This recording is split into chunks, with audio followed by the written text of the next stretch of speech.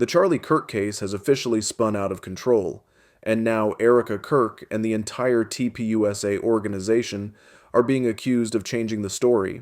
But before I take you through this wild ride, I'm going to tell you straight, the truth has a funny way of stretching when enough hands try to pull it in different directions, and right now it feels like every hand in the room is yanking with everything they've got, trying to shape the narrative into whatever version keeps them clean, keeps them safe, or keeps them paid. And folks, let me tell you, when the stakes get high enough, people don't just bend the truth, they twist it until it screams. And that's exactly what it feels like in this situation. Like somewhere along the line, the truth stopped being the mission and became collateral damage, buried under the weight of fear and reputation and power and pride. And watching this whole thing unfold has been like watching a slow motion car crash, where everybody's pretending they're not the ones driving the wheel. But let's back up for a second, because none of this chaos started overnight. No, this storm built itself quietly, almost silently, long before the thunder arrived. And Charlie Kirk, well, he was standing right at the center of it, whether he wanted to be there or not. And Erika Kirk, she found herself standing right next to him in the lightning strike of public spotlight, and suddenly there's this question hanging in the air. A question nobody seems ready to answer. What really happened behind closed doors? And why is every version of the story changing depending on who's speaking it? And more importantly, why now? Why all at once? Why like a dam bursting wide open when it had years to crack slowly? Now some people say the truth isn't complicated, that the facts are the facts and that's the end of it. But folks, you and I know better. We've lived long enough to understand that the moment powerful people feel cornered, that's when the story starts shifting like sand under your feet. And when the ground is moving, you can't tell if you're falling, running, or just trying to stand upright. And that's exactly what this entire situation feels like. Nobody can tell which parts are real and which parts were manufactured, which statements were original and which were polished and re-scripted behind a locked door, away from the cameras and the microphones. And when the story changes this many times, well, somebody's lying, maybe a lot of somebody's, maybe everyone, maybe no one, maybe the truth is so tangled now. It doesn't even remember what it looked like at the beginning, and every day that passes the voices get louder, accusations sharper, alliances thinner, and the world watches like spectators at the edge of a cliff, waiting to see who falls first, because that's the reality. Somebody's going down when the dust settles. Someone's reputation is going to burn for this. Someone's legacy is going to be torn apart like tissue paper in a hurricane. And that's why the panic feels so raw, because once a story escapes into the wild, you can't pull it back. You can't unring a bell. You can't unbreak a broken thing.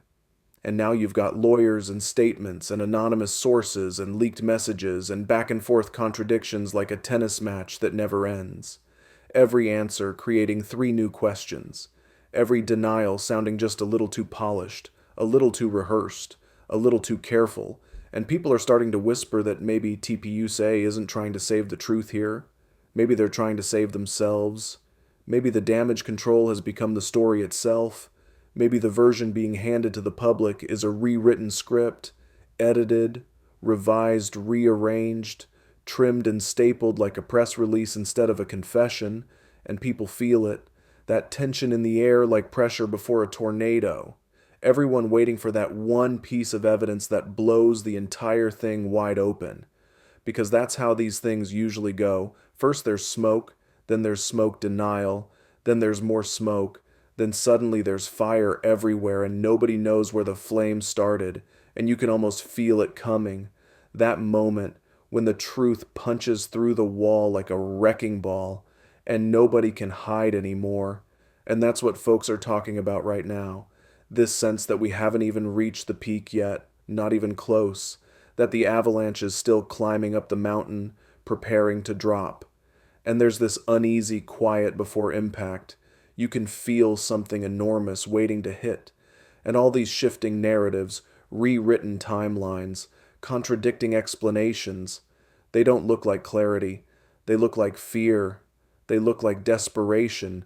And desperation always tells a story louder than words, because when enough people start scrambling to control the narrative, Eventually somebody slips, somebody cracks, somebody says something they shouldn't, and the whole thing collapses like a house built out of wet cardboard.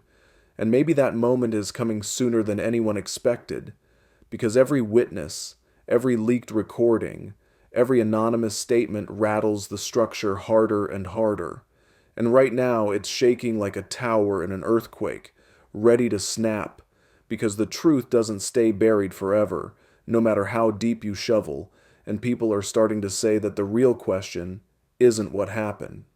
It's what's being hidden, because the louder the explanations get, the less they sound like truth and the more they sound like panic. And Erika Kirk, well, she's right in the eye of the hurricane now, caught between loyalty and survival, between silence and exposure, between protecting a legacy and protecting herself, and that's a brutal place to stand. And Charlie Kirk, whether guilty of something or guilty of nothing, is trapped under a spotlight that burns hotter every second. And TPUSA, as an organization, stands there like a building with cracks in the foundation, trying to patch walls while the floor shakes under their feet, and nobody knows how much longer it'll stand before something gives way, before the lights cut out, before the doors cave in, and maybe when the truth finally hits daylight, it's going to change everything. Maybe it'll break friendships and alliances and reputations, and maybe it'll set some people free too, because the truth may hurt, but it also cleans, it purifies, it burns away the rot. And maybe that's what needs to happen here. Maybe honesty is the only way forward, no matter how painful, no matter whose career catches fire along the way, because lies have a short shelf life, and once they expire, the smell becomes unbearable. And folks, I think we're getting close to the expiration date, closer than anyone wants to admit. And when that day comes, the world won't need a press statement or a PR rewrite or another polished excuse.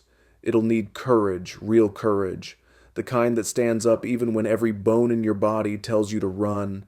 And that's the moment this story is heading toward.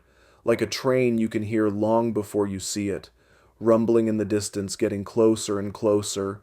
And when it arrives, there won't be anywhere left to hide, nowhere left to spin, nowhere left to bury the truth.